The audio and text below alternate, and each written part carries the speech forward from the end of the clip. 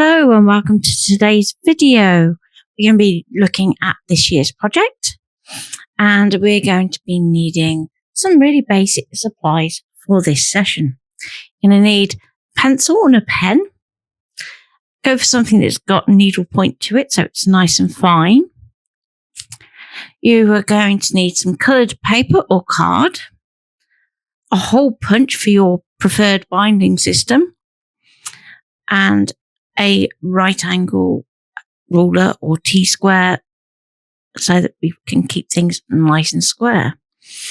So I'm going to start off with my coloured paper or card and I'm going to pop that into my punch.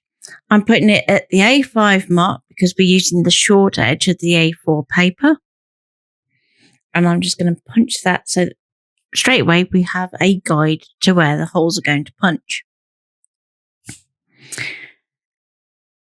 We then need to decide how tall and how wide we want our pages to be.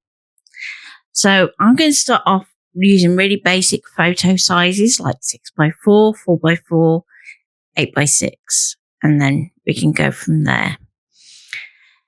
And I want to also be able to use my laminator because it doesn't get a lot of use. So I thought, well, let's do a project that would be fun to use with a laminator.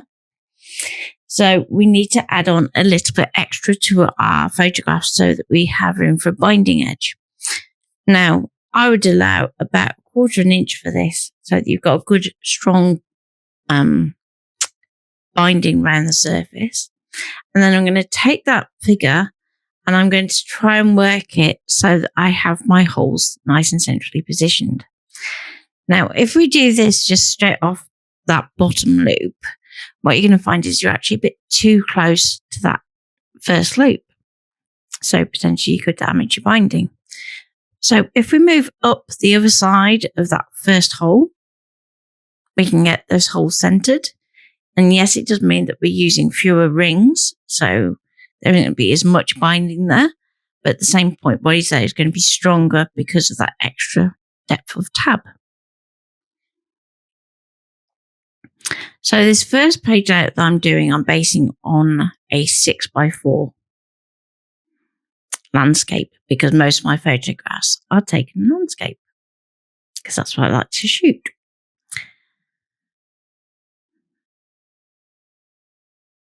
So you're going to draw a really long line going from one end of the paper to the other so that you can see kind of the maximum amount of width that we can use. So that's my basic page layout for my 6x4 photos. Now we need to kind of infill the gaps to work out how long our pages are going to be. So I'm going to start off by allowing a little bit for the actual binding. So if you think about if you wanted to put some washi tape on that binding page, for instance, particularly if you are putting in ephemera where you want to strengthen one edge to be able to do that binding, you're going to want to have that as kind of a floating zone. So you see, I'm going to just mark that out to my preference rather than necessarily a fixed amount. So I've kind of based mine on my typical washi tape. So particularly if you are going to be doing things like using heat seal pockets, things like that, where you're going to want to keep that binding a bit freer, it's a good idea to have that built into your initial design. Now, what I would say here is I'm trying to work as accurately as possible so that we can get the mathematics right. But in this case, it's more about the mathematics than it is about what you're actually drawing. It's a really weird thing to say, I know, when we're going to be scanning this in. But when we get into the software, you're going to be wanting to actually be able to recreate this without relying on that image. So I'm now marking my first photo slot. So this would be the 6x4.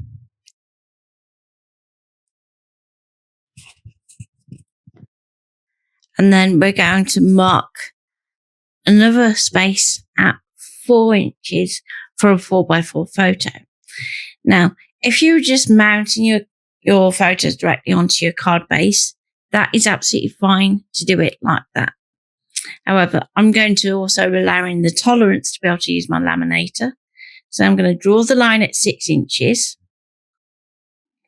Then I'm going to want to leave a gap to allow the laminator to actually join between the two photographs. So I'm going to allow 1/4 of an inch to 1/8 to allow that to seal in the middle.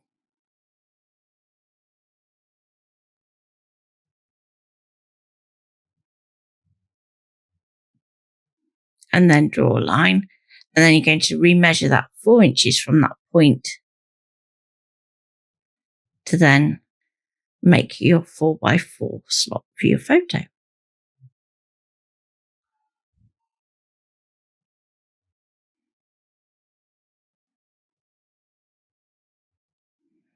Okay, so then we can draw between those 2 points, and that starts our next photo. And we can measure the 4 from this new line to get to our maximum page length. And again, you want to add another bit of wastage onto that end as well, so that we can have a nice neat seal on the end of the lamination. Now, if you go back on the channel, there is a video that uses the laminator to actually make pockets. So you can actually make a pocket at this point if you want to by cutting off this end excess bit. So if you want to get involved with doing pockets and things nice and easily with lamination, that's the easy way to do it. So that is kind of my maximum width that I want to do. And then I'll go back and just think about how I want my other pages to act in terms of, I want to include not just photographs, but I also want to include things like ephemera. So I want to allow up to kind of a maximum size of about A5, so 6x8 in that region, and then we can have everything in there. So I'm just going to add 2 inches onto the top. And in the case of my binding system, that still ends up pretty central.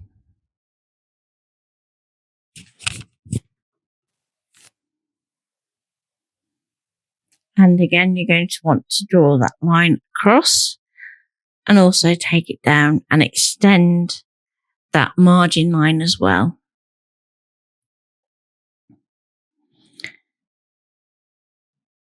So at the moment, I'm just marking where that 6x8 would come. And then we can kind of draw in another alternative page layout. So eventually what we're going to end up with on our piece of paper is all the different page layouts that we want to create at this initial stage. Because as we start to add more and more designs, we're going to probably end up creating more and more of these kind of master page layouts that we can use.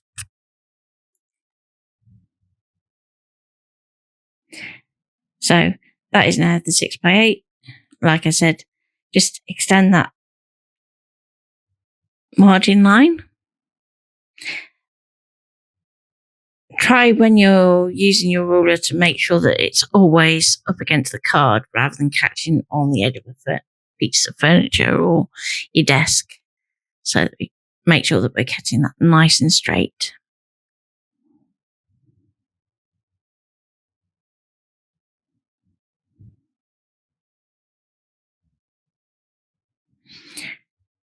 We then want to also add a bit on for the excess as well for our lamination.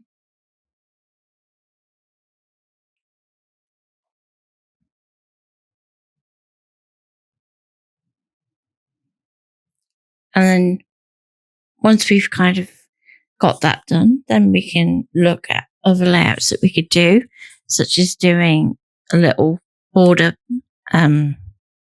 bit of journaling for our 6x4, so that we're keeping it to that 6x8 layout. And then you'll just see that I'm just noting down there where I want to go next for my little areas. So, as I said, just adding on that excess bit onto the end of the 6x8.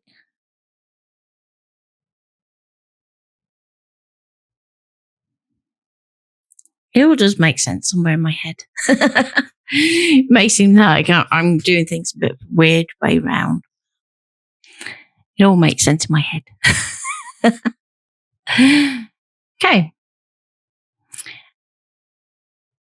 So if you're thinking at this point, I'm not sure about putting them all on one layout, it's because rather than risking having the binding holes moving, you're just keeping it all in one place. Just avoids confusion. So now what we want to do, now that we've got most of our line work in place, is just go over with a pen. Now I'm starting with a black line here, but we can use multiple colours for different page layouts. So I'm kind of going black for like that first page that I did. And then I'll swap to different pen colours to try and help me out a bit when it comes to designing this in the software. So rather than you watch me redraw that all again, I'm going to skip to where I've done the layout so that you can see how it all looks. And if it makes absolutely no sense at this point, don't worry, because we're going to have to go back through this step by step anyway. So I'm going to go to my printer software. I'm going to go to the scanner. And you want to preview your scan. So this is going to give you the basic positioning for where the object is in your scanner. So it's not the final scan yet. And if you haven't got it quite square, obviously shut the lid down a bit too quick, then we can readjust and preview again to actually get that square. And what you want to do is have it so that you can see those top tabs clearly. So if I go back to preview now that I've moved it, you're seeing that those top tabs are right up against the edge. But because we've got a bit of leeway at the bottom, what I'm going to do is actually move it down so that those tabs are going to move down the page. So we're going to go back to preview. And now we've got a good white border above our template. So this is why I worked on to coloured card so that we can see the edges of our paper and the binding really clearly.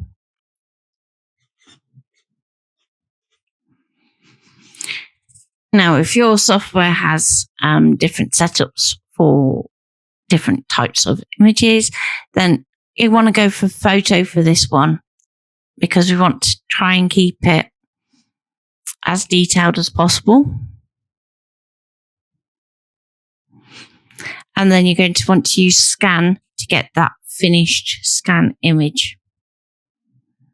So this is where it actually does like a full resolution scan, whereas your preview is a bit more of a lower resolution. It's going to process it. Now, before you move on, rather than going to add scan, you're going to go up to save.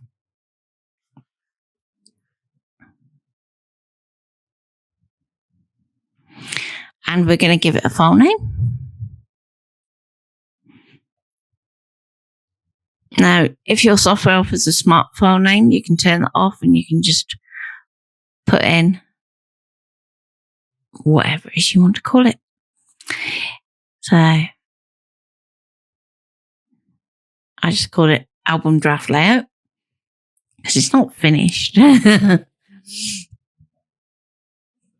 we can actually do a lot more work once we get into CanvasWorkspace. And we're going to save that into our pictures folder so it's nice and easy to find it.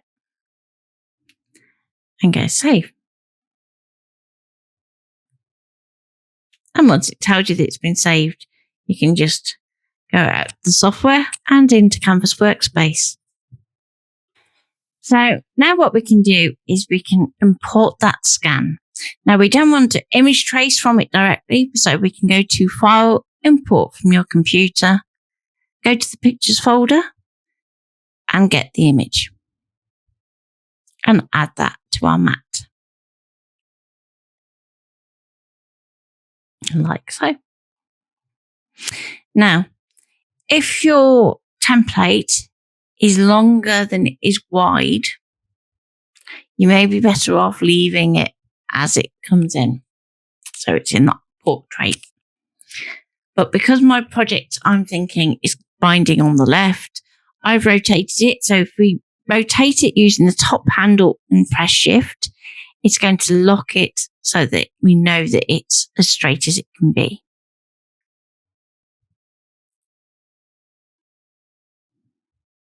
Okay. So now what we want to do is actually create our template over the top. So we know what our maximum page size is because I noted that down on my card, which then means I can straight away put in a rectangle and size it to that size. Now, if we put in our first measurement, which is 11 inches and 1/8, which would be 11.125, you're going to see that the height automatically changes. And I didn't, because I was rushing, I didn't catch that I hadn't unticked the maintain aspect ratio. So to make your life easier, make sure you untick it and then you can put in that 11.125 and it's 6.5 inches tall, so 6.5. Now, it doesn't come through quite at the same size as I measured it. So what I actually did was I actually increased that rectangle on the right hand side. So if we use that middle bounding point on the right hand side, we can actually drag it out, or you can increase it to a fixed figure in the edit bar like I'm doing here. So I increased that to 11.25 inches rather than 11.125. So that's 11.25.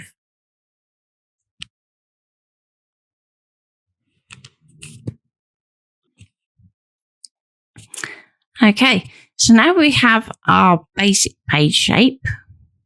We can go to our layers. We can go to our shape and give it a name.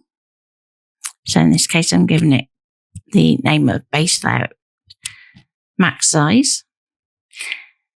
Now, what I would say is we're going to be doing some things later to this. It's actually going to wipe that out, but it's good to kind of keep in practice of naming your layers, especially in a file like this where it gets really complicated. I'm going to duplicate it. I'm going to lock the original so that's got the little padlock so that I can't accidentally move the original. I'm going to go to offset. I want the offset to go inwards. I'm going to set it to 0.25.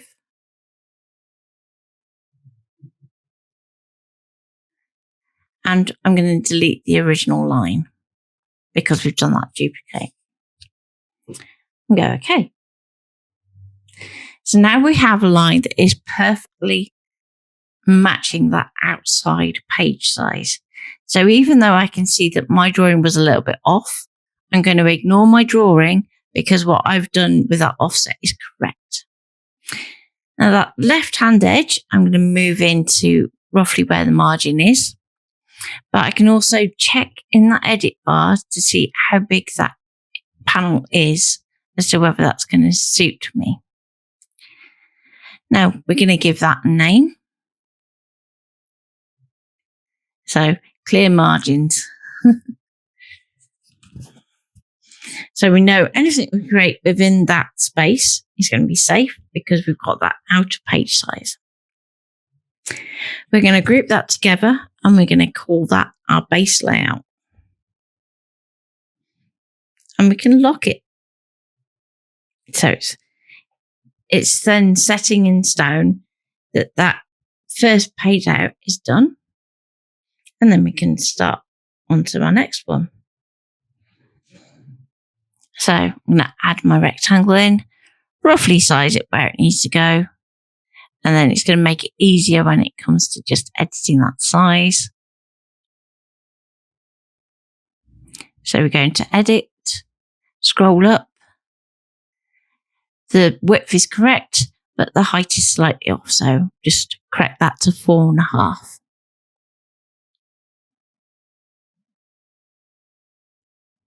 Now, if you need to nudge it down because you've done that little bit of correction, don't forget to do that. So this time, rather than duplicating the shape, I'm going to go to offset, but I'm going to leave my original line as is. And then it's going to drop in that offset shape for me. Slide it in to match the margin. And that's the panoramic page done.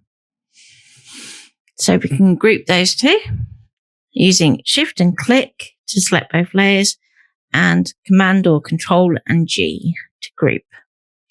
We can give it a name that says panoramic page. So those of you that are familiar with older cameras that had the old APS system, that's going to fit your panoramic.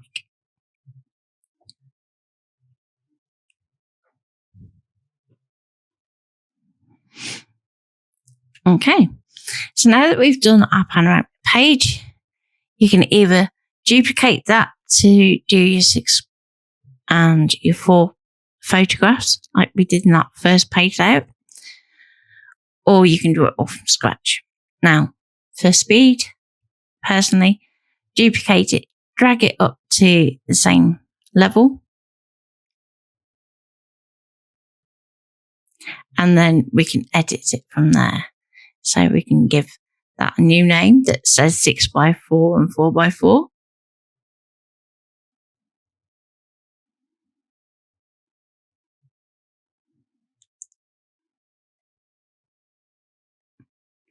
We can then sort out our inner box. So we're going to go to the smaller one of the 2 rectangles. Okay. We're going to duplicate it. Or I thought about it anyway. Or we can just resize our first shape. There we go.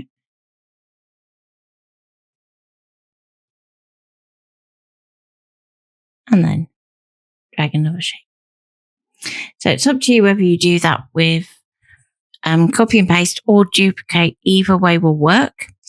And then I'm going to select both photos and align to top so that we know that they are straight. We can then amend the width if we need to. So we're going to set that to 4x4 and 6x4.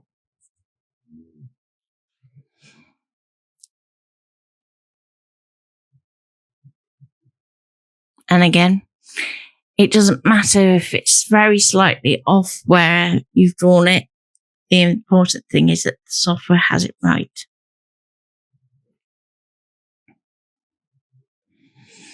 So now we can duplicate that again. And we can lock the bottom layer. Another important thing to note is we're always locking the group underneath when we do that duplicate. It becomes important later on when we're going back through and doing all the binding. So now we can do a different format page based on that duplicate. So in this case, we can just have it so that we have a 6x4 page that is 8 inches long. So we're going to take that down to the next marker.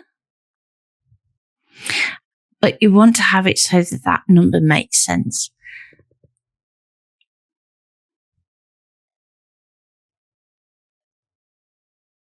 So, for instance, you want it so that it finishes on a quarter or a half or an eighth, rather than it just being kind of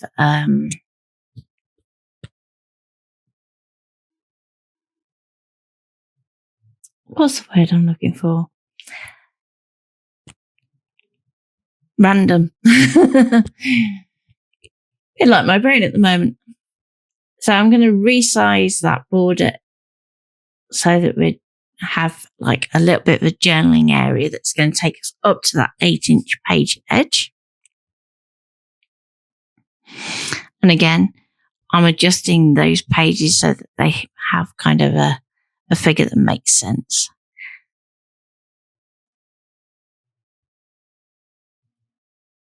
So I try a few different ones here to see how they look. But with the binding, it actually ends up being about 9 inches long.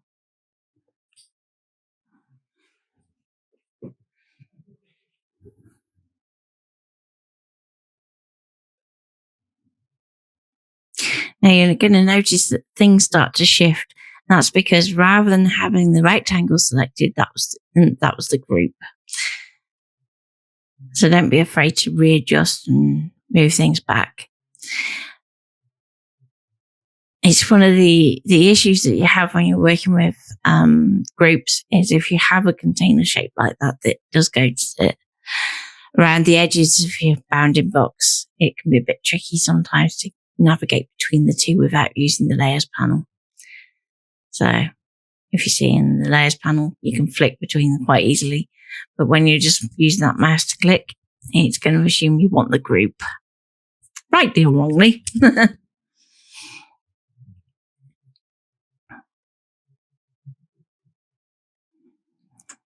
Okay. So you're going to want to work through creating your different page layouts. Now you may have many, many more to what I have put into mine. So I've tried to keep this flexible but simple as possible for this first class. So the idea being that as we go through the year, what I'm going to actually do is have it so that this collection kind of builds. So even if you don't understand entirely what we're doing at the moment, follow through what I've done on the video and then all will become clear. But it's real good practice for building up your templates and your grids in CanvasWorkspace.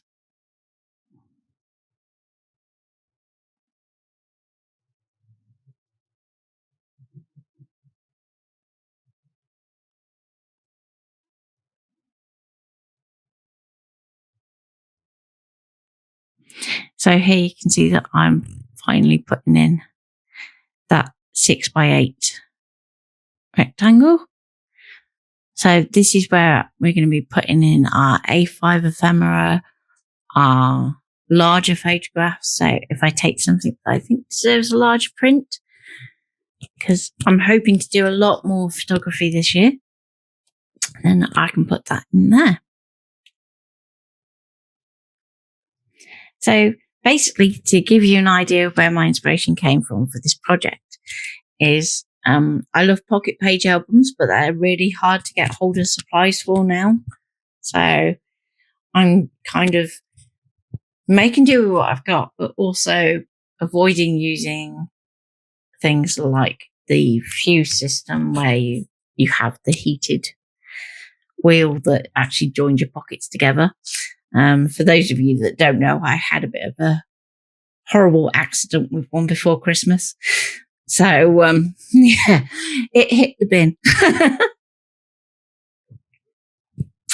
So hence going to this kind of system, which is much safer for my fingers.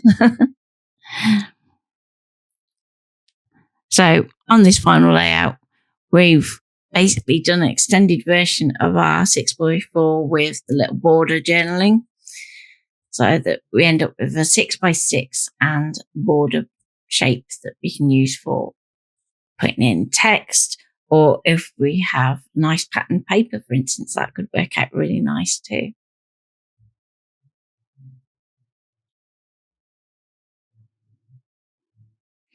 Now, if you are struggling with getting your alignment how you want it, don't forget you can use the X and Y in that same edit window to actually control that much more precisely. So particularly if you are working on things like templates for bag making, purse making, that kind of thing where you know you need to get the objects spot on. So don't be afraid to use CanvasWorkspace for that kind of project. So although I'm doing this for an album here, I thought it's really a good transferable skill to learn, that taking your paper template through into your software using your external scanner, and then we can take that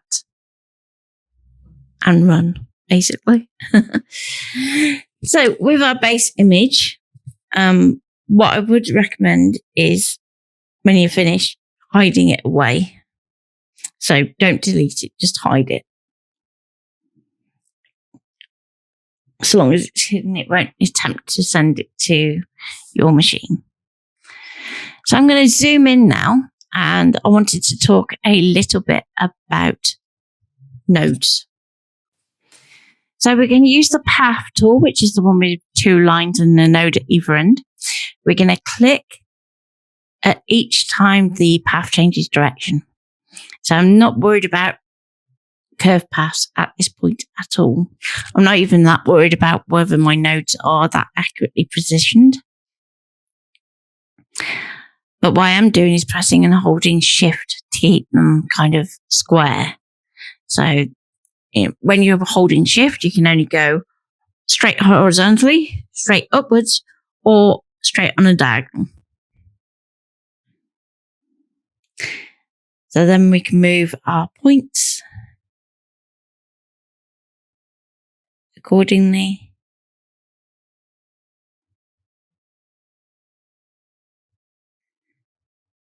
And there we go. So you should have something that now looks like an arrow. Now what we're going to do is we're going to click twice on the shapes slowly so that we see the points of the node. And then you're going to see that it highlights a blue line. When you've got that blue line on a curve, just click the curve icon in the top. And then we can move the handles of those points to form that curve. Now, because this is a nice simple semicircle, you're just going to want to have those arms at 90 degrees. So either straight across or straight up. Nice and simple. Now, the style of binding that I'm using is really forgiving. So if you haven't got it quite right, don't stress too much. It's still going to work. As long as you mostly follow that shape, you're going to be absolutely fine.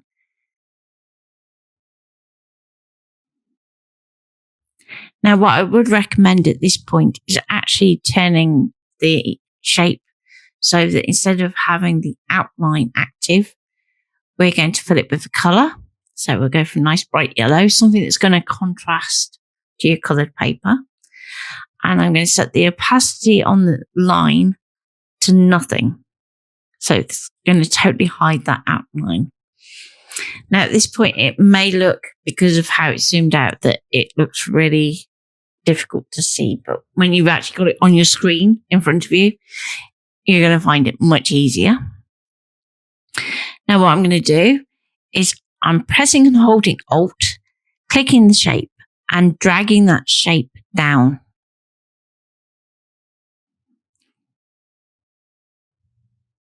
And you want to be almost in the center of that shape when you're clicking. And we can hide the top one. I'm going to select all of those holes, for want of a better word, that I've just created. I'm going to align them to the right. And I can also use the distribute objects to actually make sure that the space between them is even as well. So even if I'm slightly off, that will fix it. So you want the vertical option. So just click that and it's going to adjust any that might be slightly out.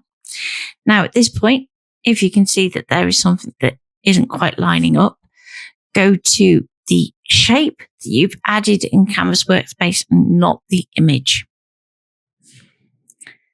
And you want it so that your holes are just overlapping that outside edge of your page. And you want them grouped. Then we're going to click and drag that group into each of the groups below.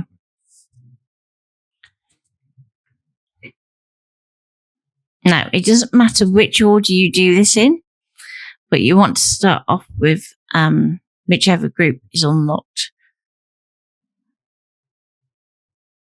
and hide everything else.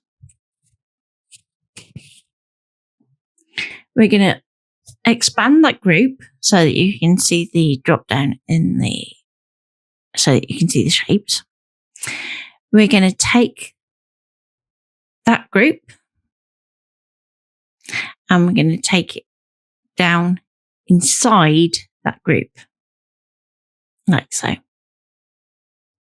Okay. You are then going to select that group and your outside shape. So on an apple, you're going to press and hold Command so that you can actually click separate layers without picking up that one in the middle. On a PC, you can use Control. Then we're going to go to Process Overlap, and you've got two options. So if we do Subtract, it just takes that group away and you lose the group. However, if we use Remove Overlap and select those same shapes, I will get there eventually. You can also use Divide, but Remove Overlap is going to be better for you. Then when we do that same function, we keep those holes, which then means that we can regroup them and take them to the next group. So we know that they are consistently in exactly the same spot. And this is super duper important. So I'm going to take it to the next group that's unlocked, even though it was hidden. So now if I just hide that group that we just popped those in, you can see that we now have some nice neat holes cut from our base. So we're going to repeat that process for each of those groups. Select the group and then the outer page size. Go to Remove Overlap. It's going to pop it through. Select just the yellow shapes again, group them, drag them into the next group, and so on and so forth. Now you do need to make sure that you unlock the group before dropping in your whole shapes. Otherwise, you can't do it. And there's otherwise, there's that lock for a reason.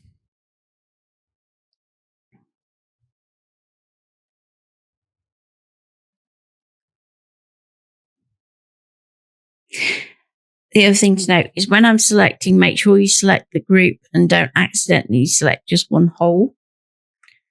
Otherwise, you won't get all your holes punched. And each time you do it, it will ungroup it. So you do have to go back through that stage of regrouping the holes to move to the next layer. And once you get used to doing that process over and over again, you're going to find it much quicker to get through. So this is why we do the whole thing of we'll design all our pages first, and then the binding is kind of the last thing that we do. And then we know that those holes will line up exactly where we need them to.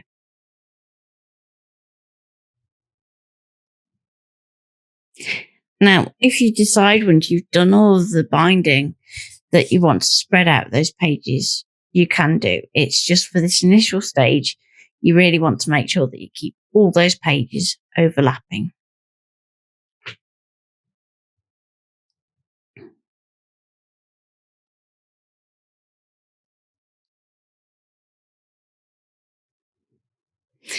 The other thing to note is you can't do calculations with layers that are invisible. So you'll notice on that group there, I've got 2 layers that aren't showing. But basically, because they're invisible, even if I selected them, it wouldn't work.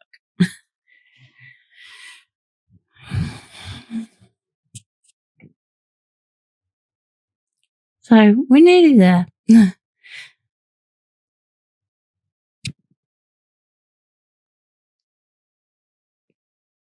Now, it's really important to note I've not edited anything in this video in terms of the amount of time that I'm taking in CanvasWorkspace to do this.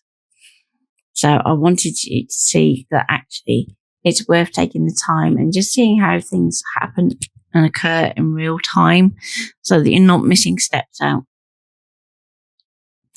Now, you see at the end, I take the group of holes back out of those pages and keep it as an independent shape.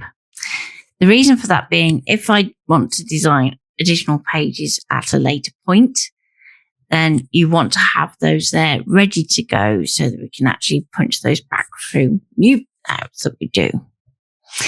And every time we save, it's going to automatically unflop all those groups as well. So I'm going to hide the image because we don't need to have that anymore. And when we're sending it to our machine, we're only ever going to send it 1 page group at a time. So that's just something to bear in mind. So if you want to hide all the groups and then save, that is absolutely fine.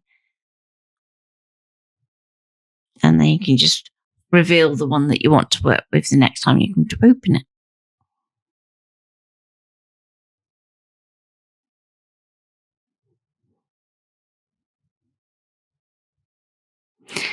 And then we can shrink them up. But like I said, each time you save, it does unflop them all, which is a little bit annoying. So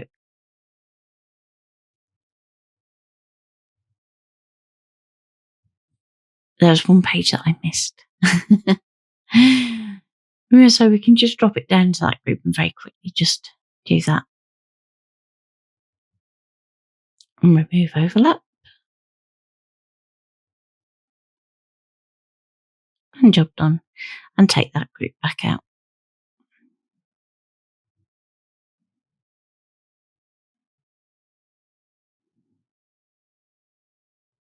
And just make sure that our pages are now all done correctly.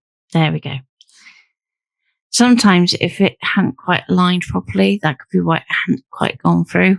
So it's a good thing to just check that there's nothing that's not quite punched correctly.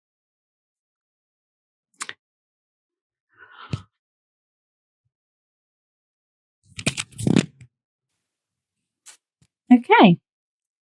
So finally, let's go back to our base layout. So this is our max page size, and we could turn that into a cover.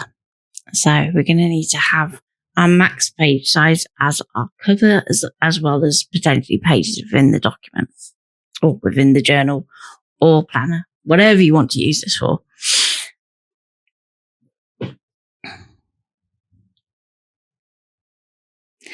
Important step that I haven't shown here is make sure you do save your document frequently, just in case it does happen to crash on you. So I'm going to reveal my base layout. And what I'm thinking is I'm probably going to end up cutting this from greyboard or something similar to that. So how would I want to decorate that? So for instance, this, the clear margin shape, we can set that to draw. So at the moment, our shapes are kind of the wrong way around. Our inside shape is on the bottom. And like I said, because we've done that punching of the binding, it's actually lost the layer name that we gave it originally. So outer max page size, and we can pop that back in. I'm going to drag that down to the bottom. I'm going to go to the clear margin. As a rule, what you want is your biggest shape at the bottom of the group. So then it makes it a bit easier for when you're working with it. Set the outline to blue, set it to draw, so that I can then do foiling with it, for instance. And then I thought it'd be really fun to have some cutout detail. So I'm going to go to the text tool, click on the matte, type a 2026, size it up a bit, move it onto my cover, style it in the font that I want it. So I was thinking something that's kind of quite clear and neat. So I end up going for Babas.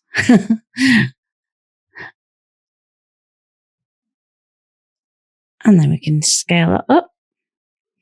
And I often end up using this font for numbers, bizarrely. It's quite a good one for doing like flip books and things. So then that would cut out from our grey board, and we can add a acetate panel to the back and actually have like a clear window through to the journal underneath, which is going to look really neat and tidy. Our text is going to sit outside of our group so that we can just cut it as we need to and then remove it. It's going to say there are locked out layers and there are hidden layers. That's absolutely fine. Just ignore that. And then just send it as usual. So I use the Wi-Fi for mine, but however you want to work for yours. And that is that. So what I'm going to do is I'm actually going to work on cutting this in the next video so that you can see how it's going to look.